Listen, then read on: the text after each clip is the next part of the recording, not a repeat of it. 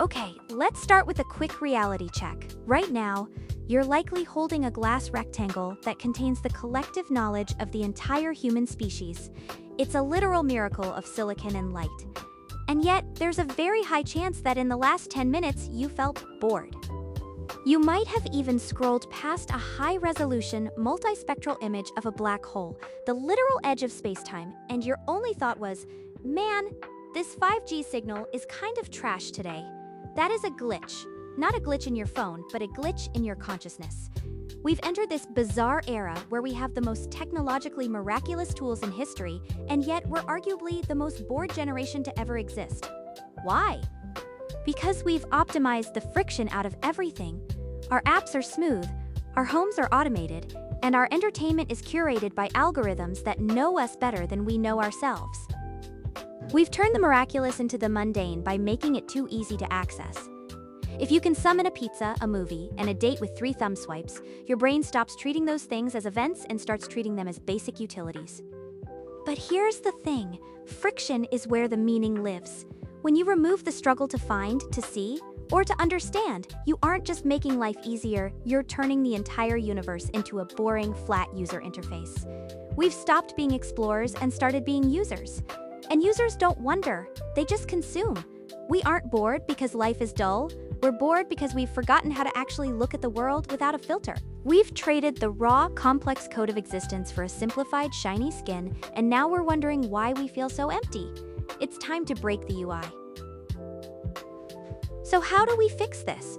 We need a philosophical software update. And for that, we're going back to 2 guys who understood the source code of reality long before the first iPhone. K.Chesterton and Abraham Joshua Heschel. Chesterton had this wild idea about the laws of nature. We usually think the sun rises because of gravity and planetary rotation. Boring, mechanical laws, right? But Chesterton argued that predictability isn't a sign of a boring machine.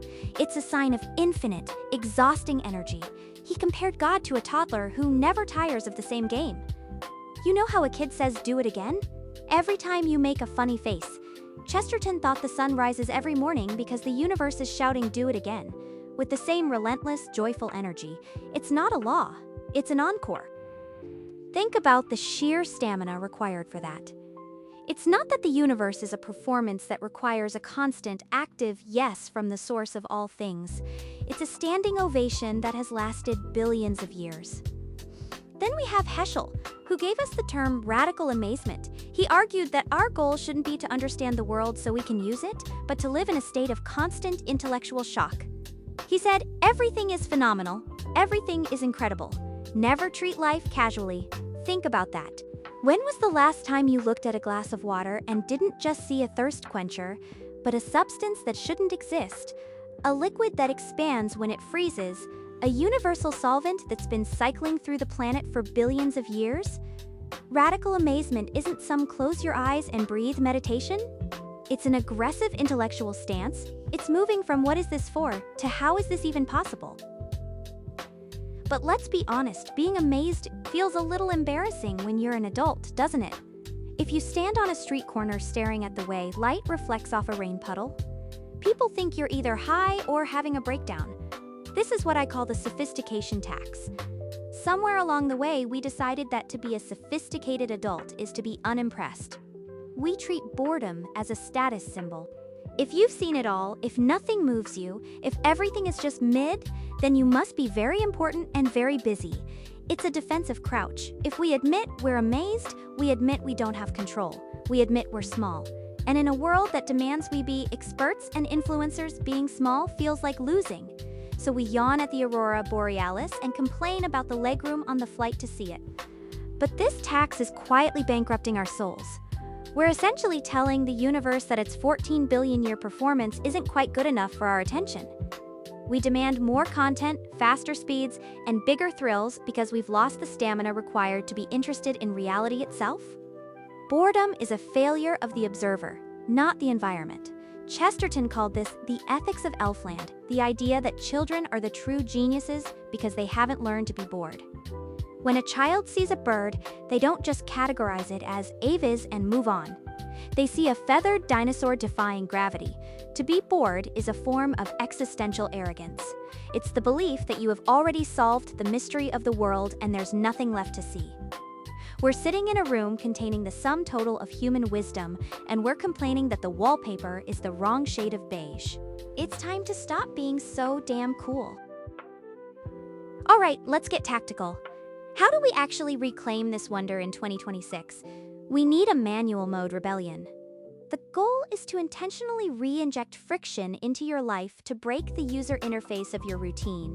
First, try the stranger's eye protocol. Look at your own living room as if you're a time traveler from 1926. To that person, a light bulb isn't just a utility. It's a captured sun in a glass bottle. Your faucet isn't just plumbing. It's liquid silver on command. Spend 10 minutes just identifying the unnecessarily beautiful details you usually ignore, the way steam curls off your coffee in a one-time only performance of fluid dynamics, or the specific satisfying click of a mechanical switch. Next, try a literal friction exercise. Go to a physical library and look for a book without using the digital catalog. Feel the friction of the alphabet, the dust, and the chance encounter with a spine you weren't looking for. That's a glitch in the algorithm. That's you taking the wheel back from the autopilot. Then try the mental encore. The next time something predictable happens, the toaster pops, the traffic light turns green, your phone connects to the Bluetooth. Mentally say, do it again. Acknowledge the recurring miracle of physics required for that boring moment to occur. And finally, practice organic glitch worship. Look for the things that can't be coded, the oil rainbow on a parking lot puddle, or the random chaotic texture of a tree's bark. These aren't just details, they are the source code leaking through the cracks of your curated life. You don't need a camera to capture them. In fact, putting the phone away is the ultimate act of rebellion. You're telling the algorithm that your attention isn't for sale, it's reserved for the actual physical universe. Here's the final synthesis. Boredom is a choice to pay the sophistication tax. Radical wonder is the rebate. When you shift from being a user of the world to being a witness to it, everything changes. You realize that you aren't just stuck in a routine, you're a participant in a high-stakes 14 billion-year-old experiment that is still running. That feeling of being trapped or bored is just your brain trying to save energy by oversimplifying your surroundings. But you have the power to turn the complexity back up. You can choose to see the miracle in the mundane. So here's the question I want you to sit with today. Is the world really boring, or have you just optimized the soul out of your own observation? Have you made your life so efficient that you've accidentally made it invisible? The next time you feel that itch to reach for your phone to escape a boring moment, stop. Look at the person sitting across from you and realize they possess an internal universe as complex as yours. Stop being a user, start being a witness. The next time the sun rises, don't just check the weather app, look out the window. See the light breaking across the horizon, and for the love of everything, try saying do it again, and this time, really mean it. Because the universe is waiting for someone to notice that it never stopped performing for you.